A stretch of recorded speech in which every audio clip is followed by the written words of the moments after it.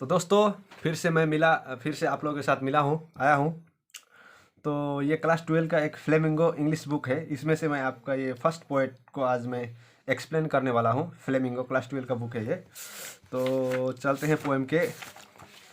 हाँ, पोएम आपका है माई मदर एट 66। यानी इसका हेडिंग का मतलब क्या है? माई मदर एट 66 मतलब ये कहानी है, ये स्टोरी है माँ और बेटी के बीच का रिलेशन।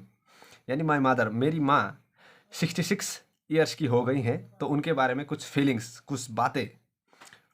तो अभी शुरू करते हैं पहले से। अबाउट द पोएट कमला दास 1934-2009 मतलब 1934 में पैदा हुई थी और 2009 में डेथ हो गई। Was born in Malabar Kerala. Malabar Kerala में वो पैदा हुई थी।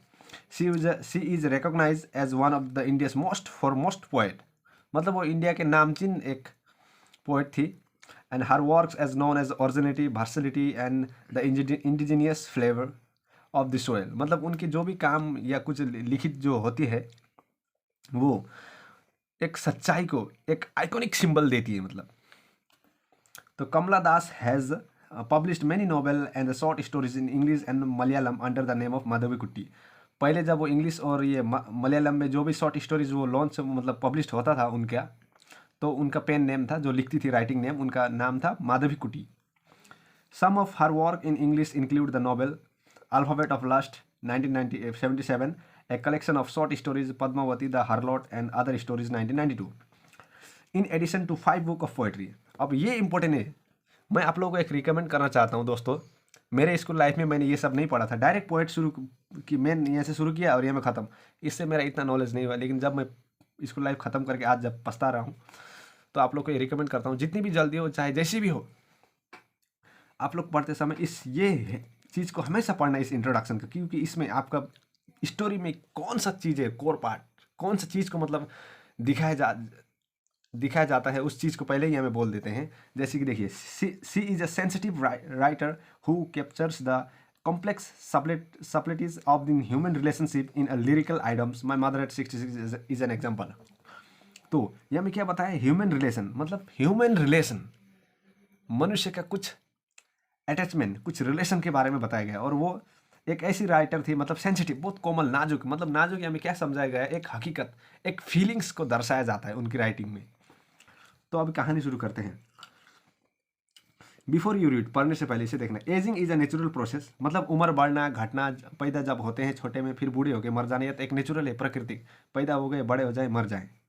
तो have you ever thought what our elderly parents expect from us मतलब आप कभी ऐसे सोचते हो दिमाग में, मतलब अपने दिमाग के अंदर ऐसा कुछ क्वेश्चन लाते हो? हमारे पेरेंट्स यानी फादर मदर, भैया भैया, कुछ भी, भाई भैया, कोई भी आपके एल्डर पेरेंट्स मतलब आपसे बड़े जो है घर में, वो बच्चों के बारे में या आप लोगों के बारे में क्या उम्मीद रखते हैं आप लोगों के ऊपर? वो कभी सोचते हो आप? Have you ever thought what our elderly parents expect from us? तो दोस्तों कहानी शुरू करते हैं अब। Driving from my parents home to coaching last Friday morning मतलब ये कहानी है एक हफ्ता पहले, यानी लास्ट फ्राइडे, कुछ लास्ट फ्राइडे की कहानी है।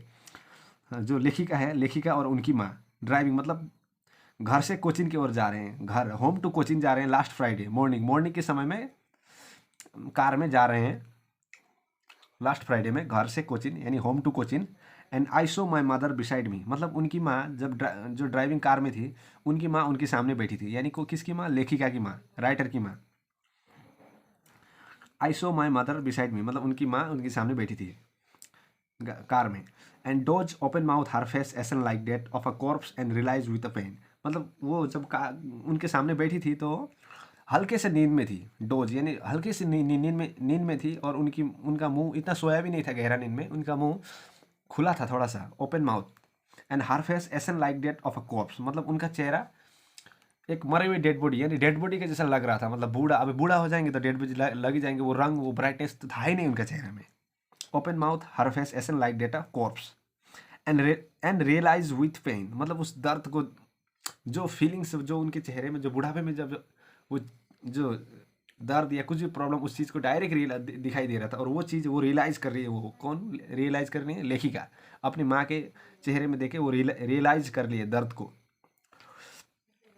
That she was an old age he looked, मतलब वो जितनी बूढ़ी हो, जितनी बूढ़ी दिख रही है वो उतनी ही है। मतलब अभी यह मैं डायरेक्टली मतलब that she was an old, वो जैसी दिख रही है वैसी ही है। That she was a old age she looked, मतलब जैसी दिख रही है उतनी उम्र में है वो।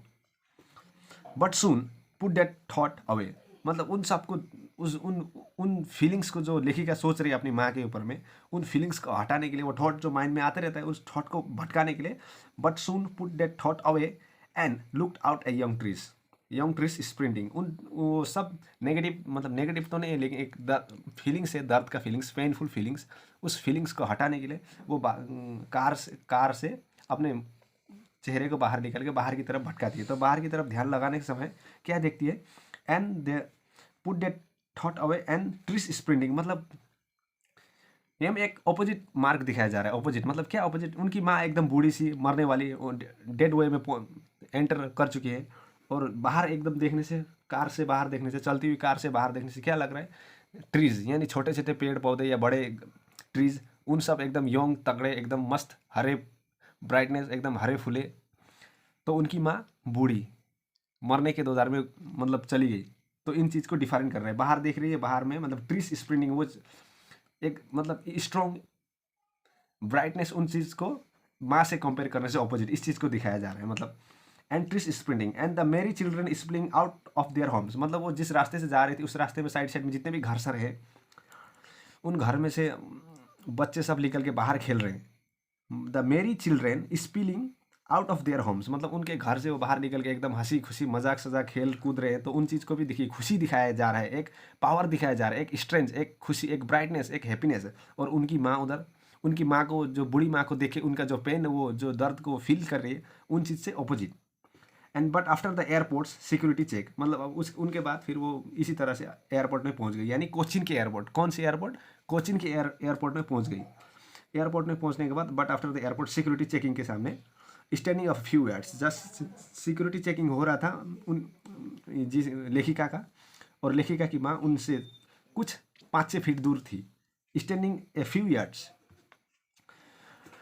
Away and I look again, फिर से लेखिका अपनी माँ के चेहरे में देखती है, क्योंकि वो कोचिन के एयरपोर्ट से कहीं दूर जा रही थी। उनकी माँ को तो घर घूर के जाना है। I look again at her wan pale, मतलब लेखिका अपनी माँ के चेहरे को फिर एक बार देखती है। वो बूढ़ी सी माँ, वो मतलब वो चेहरे में खुशी नहीं, कोई मस्ती नहीं, कोई वो नहीं, उस चेहरे को देखती है फिर से एक बार। I look again at her wan pale यानी yellow as a late winter moons and felt that old familiar ache, मतलब वो उन सिक्योरिटी चेकिंग में एक बार फिर से उनकी माँ को देखती है जाने के टाइम में। तो देखने के बाद अपनी बूढ़ी सी माँ को उस जो ब्राइटनेस नहीं था उन चेहरे में, मतलब बूढ़ी हो तो खाएगा ब्राइटनेस, अभी बूढ़ी हो जाएगी मरने के 2 में तो खाएगा ब्राइटनेस। तो उनकी माँ को देखती है, और एज लेट विंटर मून, अब जो उनकी माँ को देख के उनकी माँ के चेहरे को या उनकी माँ की बॉडी को, उनकी माँ की उम्र को, वो लेट विंटर मून मतलब ठंडे महीने में, जो विंटर सीजन में जो मून होता है धुंधला, जब वो सब फॉगी का मतलब बीच में जो मून होता है धुंधला, इतना क्लियरिटी दिखाई नहीं देता है, नो ब्राइटनेस। तो नो ब्राइटनेस यानी winter season, late winter season moon को उनकी माँ के चेहरे के साथ कंपेयर कर रही है। एंड फेल डेट ओल्ड, वो जितनी बूढ़ी है, जितनी मतलब धुंधला दिखाई दे रहा है उनकी माँ का चेहरा, और लेट विंटर मून भी उतना ही, मतलब सेम टू सेम, कॉम्प्रोमाइज़ नहीं, मतलब कंपेयर कर रही है। एंड फैमिलियर एक, और उन चीज़ को देख के उनकी माँ को चेहरे को फिर से एक बार देख के वो मतलब कुछ रिलेशनशिप के जो दर्द नहीं होता है क्या, मतलब ये फैमिलियर एक मतलब क्या, इसमें क्या समझाया जाता है, मतलब उनकी माँ के ऊपर उनका क्या फीलिंग्स, क्या मतलब क्या वो दर्द था, मतलब उनकी माँ से वो, मतलब उनकी माँ को देख के वो जब जाने के टाइम में सोचती है शायद अगली बार मैं फिर से माँ से मिलूँ या ना मिलूँ, अगली बार आते समय मैं अपनी माँ के चेहरे को देख पाऊँ या ना पाऊँ, इसी ये फैमिलियर एक फील करती है। And my childhood fears but all said was, और ये फैमिलियर एक, और वो लेखिका वो अपने उनके चाइल्डहुड मतलब उनके बचपन के समय में भी उसी का उनका यही फियर था, मैं अपनी माँ को खो ना दूँ। और आज भी जब वो घर छोड़ के जा रही है बाहर, कोचिन का एयरपोर्ट लेके कहीं बाहर जा रही है, आज भी उनका पास वही फीलिंग है, मतलब मैं अब अगली बार आते समय अपनी माँ को देख पाऊँ या ना पाऊँ, ये सब सेम फीलिंग थी, बचपन का फीलिंग और आज का फीलिंग सेम टू सेम, वो सेम फीलिंग को फिर से फील करती है। एंड बट ऑल सेड, इन सब के बाद, बट ऑल आई सेड, इन सब के बाद भी वो बोलती है सी यू सून अम्मा, फिर से मिलेंगे अम्मा, फिर से मिलेंगे, सी यू सून, मैं फिर से आऊँगा, फिर से मिलूँगी, बोलती है लेखिका। एंड ऑल आई डिड, उन सब करने, वो सब करने के बाद was smile and smile and smile, जाने का अब वो उस सब खत्म होने के बाद सी यू अम्मा, फिर से मिलेंगे बोलने के बाद वो इस लेखिका क्या करती है, जाने के टाइम में जितने भी अपने मन के अंदर दुख होते हुए भी उन दुख को बाहर अंदर ही दबाते हुए अपने चेहरे में खुशी ला के, माँ मैं चलती हूँ, अगली बार फिर से मिलेंगे, खुशी रहना बोल के अपने चेहरे में मुस्कान लेके वो चल देती है हंसते हुए। तो आपको क्वेश्चन भी बोल देता हूँ, what is the kind of pain and ache that the poet feels, मतलब ये पोएटर जो लेखिका है वो अपने अम्मा को देख के क्या फील कर रही है, ये फील कर रही है कि वो मैं अपनी माँ को खो ना दूँ, इस डर से वही फील, उसी फेमिलियर एक को फील कर रही है। And next question, why are the young trees describe as a sprinting, मतलब यंग ट्रीज ये जवान पेड़ पौधों को क्यों लेके आए गए, क्योंकि उनकी माँ के जो फील कर रही है और उनके साथ ऑपोजिट में क्या हो रहा है, पेड़ तो अभी तगड़े हैं एकदम हरे भरे, तो इन चीज़ को डिफरेंस लेके आए, इसी चीज़ को डिस्क्राइब, मतलब ये पेड़ पौधे इसलिए लाया गया था उनका वो जो थॉट है पेनफुल थॉट, इसको भटकाने के लिए, और पेनफुल थॉट को भटकाने के लिए स्ट्रेंजर को दिखाया जा रहा है।